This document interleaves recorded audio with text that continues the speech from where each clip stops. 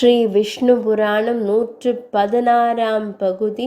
குரங்கனை கொன்ற கதை. மைத்ரேய முனிவரே, மேலும் கேட்பீராக. பலராம சுவாமியின் மற்றுமொரு மகிமையை கூறுகிறேன். நரகாசுரன் என்ற ஒரு தேவ சத்ரு இருந்தான் அல்லவா? அவனுக்கு துவிதன் என்ற ஒரு நண்பன் இருந்தான். அவன் ஒரு வானர சிரேஷ்டன், பல பராக்கிரமங்களில் சிறந்தவன். அவன் தேவேந்திரன் ஏவியதால் தனது நண்பனை கிருஷ்ணன் கொன்றான் என்று கருதி தேவர்களுக்கும் மனிதர்களுக்கும் தீங்கு செய்ய கடவேன் என்று நினைத்தான்.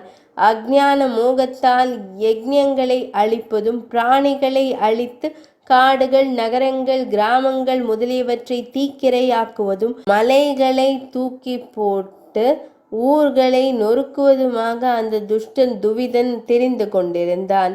அவன் சாமரூபி ஆகையால் பெரியதொரு ரூபமெடுத்து பயிர்களில் விழுந்து புரண்டு பயிர்களை பாழாக்குவதும் அவன் வழக்கம்.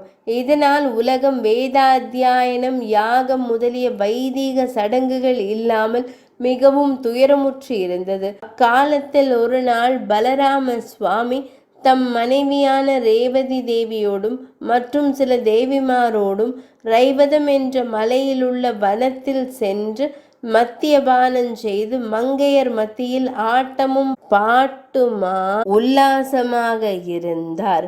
அப்போது வானர வீரனான துவிதன் வந்தான். அவன் பலராம சுவாமியின் கலப்பை உலக்கைகளை எடுத்து கொண்டு அவர் எதிரில் நின்று பற்களை இழிப்பதும் புருவம் நெரிப்பதும் உர் உர் என்று பரிகாசம் செய்வதுமாக இருந்தான்.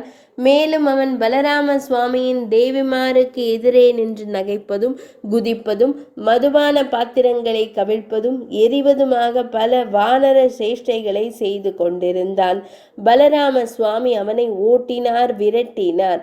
அவன் அதை மதியாமல் மறுபடியும் கீறி கீறி சென்று கூவிக்கொண்டு துஷ்ட செயல்களையே செய்து கொண்டிருந்தான்.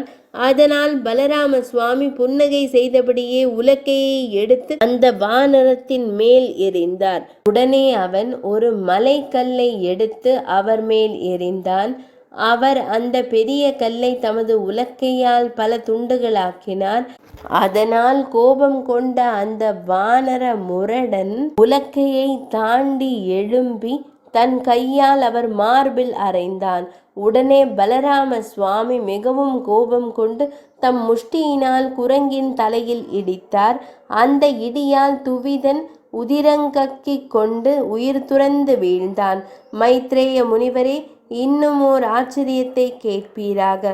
அந்த குரங்கன் வீழ்ந்த போது அவனுடைய உடல் பூமியில் பட்டவுடன் மலையின் கொடுமுடி ஒன்று இந்திரனது வஜ்ராயுதத்தால் பிளக்கப்பட்டது போல் பல பிளவுகளாய் பிளந்து வீழ்ந்தது. தேவர்கள் பூமாரி பொழிந்தனர். பிறகு தேவர்கள் பலராம சுவாமியிடம் வந்து, ஓ மகாவீரரே, தாம் ஒரு நற்காரியத்தை செய்தருளினீர். அந்த தீய குரங்கன் அசுரர் சார்பில் உபகாரமும் தேவர்களுக்கு அபகாரமும் செய்து வந்ததால் உலகம் துன்புற்றது. இப்போது அவன் உம்மால் நாசமடைந்தான் என்று துதித்து தாங்கள் தேவலோகத்திற்கு மீண்டனர். இவ்விதமாக ஞானவானாகவும் பூமியை தாங்கக்கூடிய ஆதிசேஷனுடைய திரு அவதாரமாகவும் விளங்கும் ஸ்ரீ பலபத்ரனான பலராம சுவாமியின் திவ்ய சரித்திரங்கள் பல உள்ளன. 116ஆம் பகுதி நிறைவடைந்தது.